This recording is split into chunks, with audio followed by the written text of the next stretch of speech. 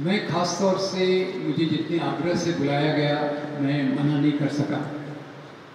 और मैंने भी देखा कि मैंने भी सोचा कि आज जो मित्र आने वाले हैं वो साहित्य से जुड़े हुए हैं, जो मित्र आने वाले हैं वो समाज के बारे में संवेदनशील हैं।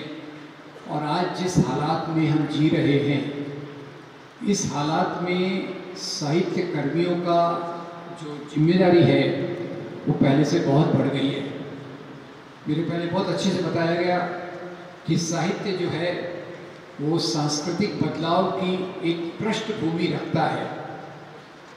मैं तो खैर उस प्रकार का साहित्यिक हूँ नहीं, मैं केवल लिखान करता हूँ धर्मनिरपेक्षता के बचाव के लिए, तो मैं उस प्रकार से साहित्यकार नहीं हूँ। पर इतना मैं आपको बता दूँ कि मेरी जो समाज के बारे में समझ विकसित हुई उसमें साहित्य का बहुत बड़ा रोल है।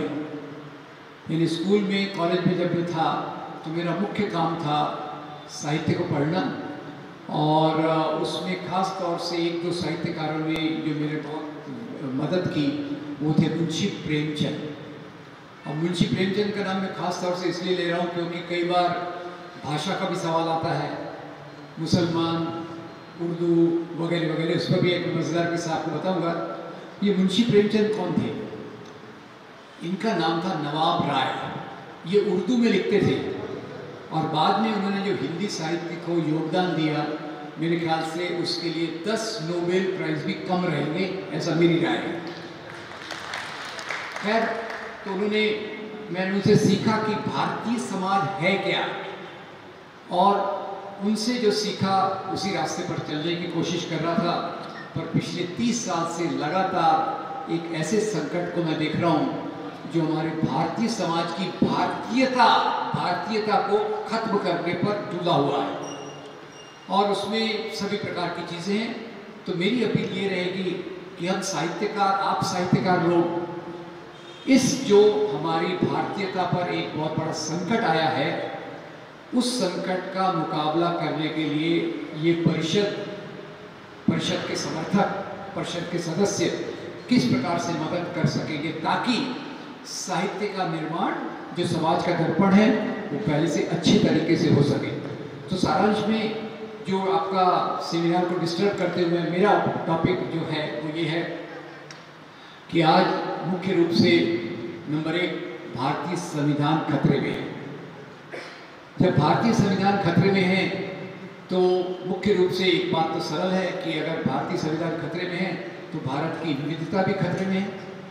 और ऊपर से जो पुराना एक फॉर्मूला था जिसके आधार पे पाकिस्तान बना, आपको याद होगा पाकिस्तान जब बना तो सांप्रदायिक लोग, मुस्लिम सांप्रदायिक लोग एक नारा देते थे, उर्दू मुस्लिम पाकिस्तान। पता नहीं आप में से कितनों को याद होगा उर्दू मुस्लिम पाकिस्तान। और जवाब में आता था हिंदी हिंदू हिंदुस्तान। अभी मुझे ये क्यों याद आ गया?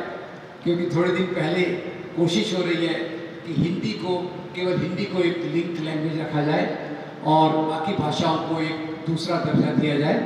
तो मुझे लगता है कि ये जो राजनीति विकसित हो रही है ये भारतीय परंपरा के अनुकूल नहीं है।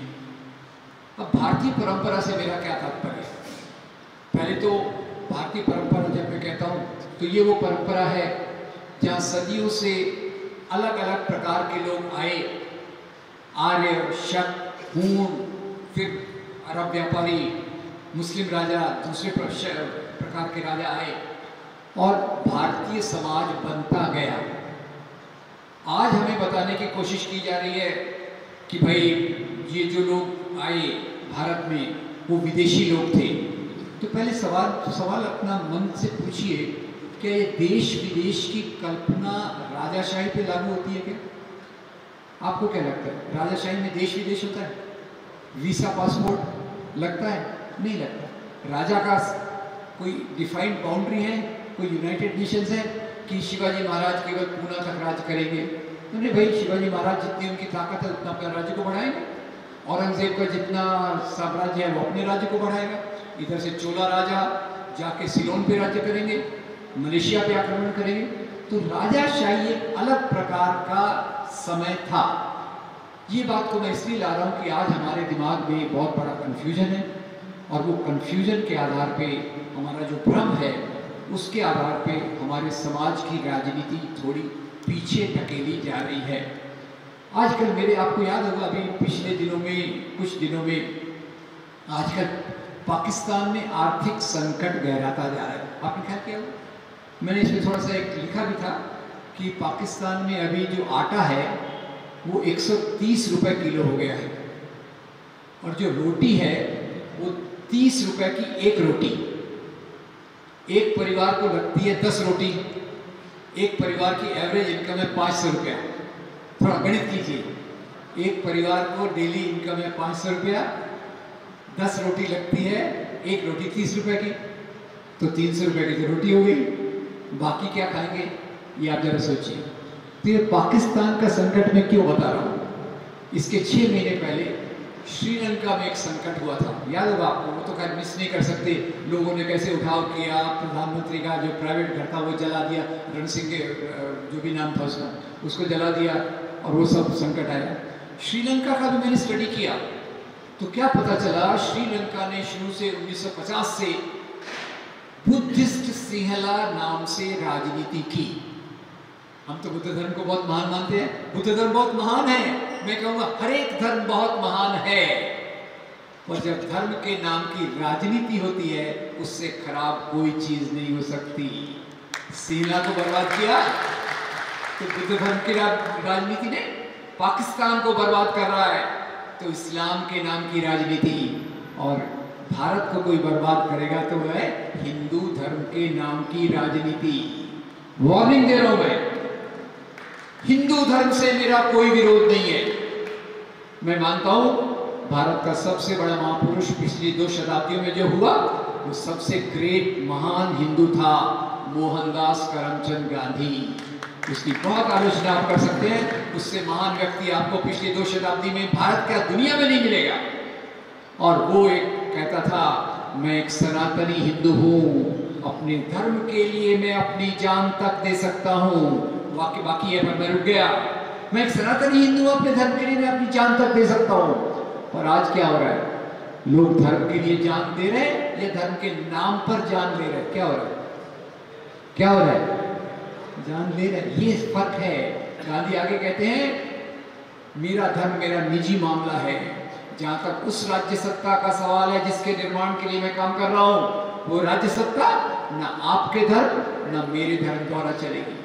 और इसी के साथ एक दूसरे व्यक्ति की भी मुझे याद आती है, जो भी उतनी काफी महानता से इस बात को कहते थे, उनका नाम था मौलाना अबुल कलाम आजाद। मेरे पहले बताया उन्होंने, वो अकेले थे, हमारे मित्र ने बताया, उन्होंने अकेले थे, पर उनकी महानता को देखिए। मैं उनसे काल्पनिक इंटरव्यू ले रहा हूँ, इंटरव्यू काल्पनिक, टाइम मशीन का यूज करके। मैं मौलाना साहब को पूछता हूँ, मौलाना अबुल कलाम आजाद को पूछता हूँ, मौलाना साहब आप तो एक मुसलमान हैं, कुरान का तर्जुमा किया है, आप मुस्लिम लीग क्यों नहीं ज्वाइन करते, आप पाकिस्तान की मांग का समर्थन क्यों नहीं करते? तो मौलाना साहब मुझे जवाब देंगे, बरखुरदार, मेरा इस्लाम तो इंसान से इंसान को जोड़ने की बात करता है, और पाकिस्तान की मांग ये लोगों को बांटने की बात करती है, इसलिए मैं उस रास्ते पर कभी नहीं जा सकता। खैर ये बात होगी, अगर आप थोड़ा मेरे साथ जुड़े तो मैं आपको कुछ सवाल पूछना चाहता हूँ, क्योंकि मेरे दिमाग में भी बहुत सारे कन्फ्यूजन है। वो मुसलमान राजाओं का युग, उसके बारे में थोड़ा मैं क्लैरिफिकेशन कर रहा हूँ। कई लोग कहते हैं कि वो हमारी गुलामी का पीरियड था। तो अभी मैं आपसे पूछ लूँ, भारत को आज़ादी कब मिली थी? आप जवाब दे सकते हैं? 15 अगस्त 1947।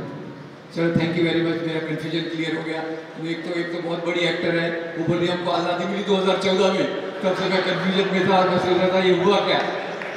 अब मैं ये सवाल पूछ रहा हूँ कि भाई ये जो औरंगजेब था, खराब बोलो अच्छा बोलो उस पर मैं नहीं जाता, औरंगजेब था, उसने भारत का जो जीडीपी था दुनिया में 23% तक ले गया, और अंग्रेज जब यहाँ से छोड़कर गए तो भारत का दुनिया में कंट्रीब्यूशन 4% रह गया था। क्यों? अकबर से लेके, बाबर से लेके औरंगजेब तक, क्या ये लोग यहाँ की संपत्ति यहाँ से लूटकर बाहर ले गए या यही रही? यही रही, यहाँ रहे